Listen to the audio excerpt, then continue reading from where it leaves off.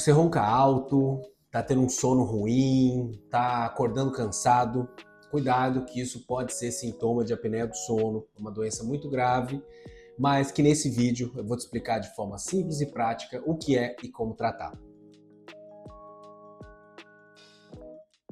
Bom, eu sou o Dr. Rafael Zeterraco, sou mestre especialista em cirurgia bucomaxilofacial, também especialista em implantodontia, DTM, harmonização facial, e eu quero conversar com vocês hoje um pouco sobre uma doença que é muito comum. Tem alguns estudos que mostram que ela pode atingir 10% de uma população, ou seja, é uma quantidade enorme de pessoas, mas que poucas dessas pessoas sabem que tem apneia do sono e uma parcela ainda menor busca um tratamento efetivo. Então essa é a grande importância da gente falar sobre a apneia do sono. Bom, então o que é a apneia do sono? A apneia do sono ela é uma doença que ela é caracterizada por uma interrupção total ou parcial da respiração durante o sono. Vou tentar explicar isso de forma simples. Quando você está dormindo, a sua respiração pode vir pelo nariz ou pela boca. E ambas vão ter que passar aqui atrás da garganta, atrás da língua. E é nessa região, ali no encontro da faringe com o palato mole, com a língua, que existe essa obstrução, impedindo com que o ar passe totalmente ou parcialmente. Isso vai fazer com que você tenha paradas respiratórias. Essas paradas podem variar de alguns segundos até 30, 40 segundos. E a saturação de oxigênio do paciente também vai baixar. Tem alguns casos mais graves que a saturação de oxigênio chega a baixar próximo de 60%, né? E isso pode acontecer várias e várias vezes, repetidas vezes durante a noite. E um dos problemas principais é que o paciente ele não entra na fase profunda do sono, aquela fase que é reparadora, que produz hormônios, que cicatriza células, musculatura, que gera o descanso. E isso vem trazer as grandes consequências da apneia do sono. Quais são as consequências dessa doença? Problemas cardíacos, problemas de pressão alta, esses são os mais graves, que tendem a ir piorando com o tempo. Mas também outras que vão atrapalhando ali desde o início na rotina do dia a dia da pessoa, coisas que ela realmente sente, como dificuldade de concentração e memória, sonolência diurna excessiva, alterações de humor, irritabilidade, dor de cabeça. Muitos pacientes relatam isso. São sintomas que a pessoa ela chega aqui no consultório já dizendo que tem. E ainda tem aquelas consequências para quem está à volta.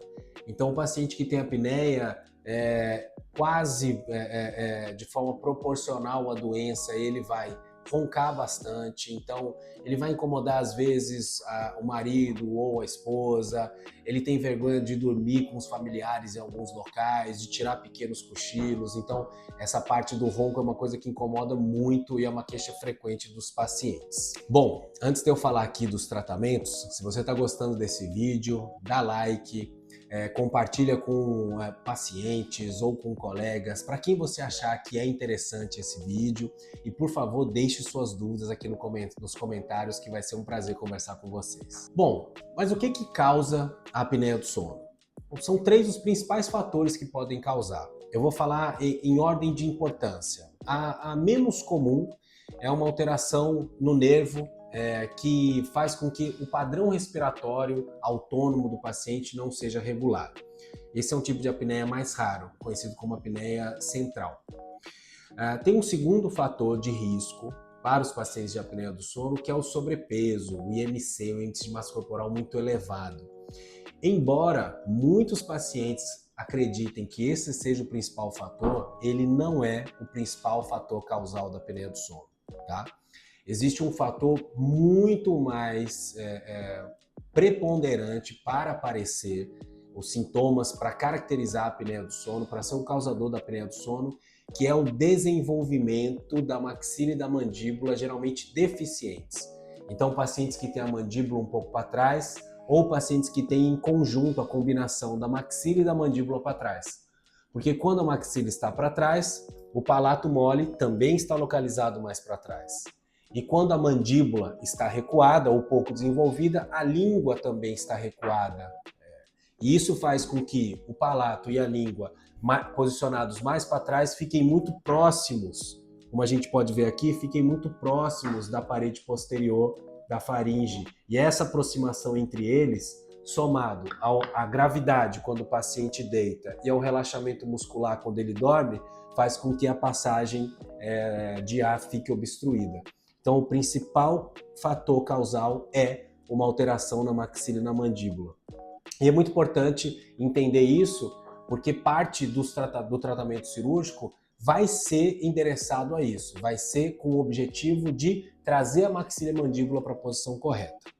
Então, vamos falar agora sobre os tratamentos. Bom, em relação aos tratamentos, nós temos alguns tratamentos que eu acredito ter uma eficiência um pouco menor para a apneia do sono, especialmente para os casos moderados e graves.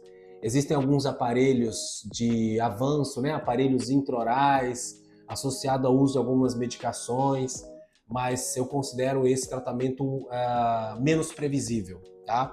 E acabo não indicando aqui no consultório. Existe um outro tratamento que é extremamente eficiente, que é o tratamento através do CPAP.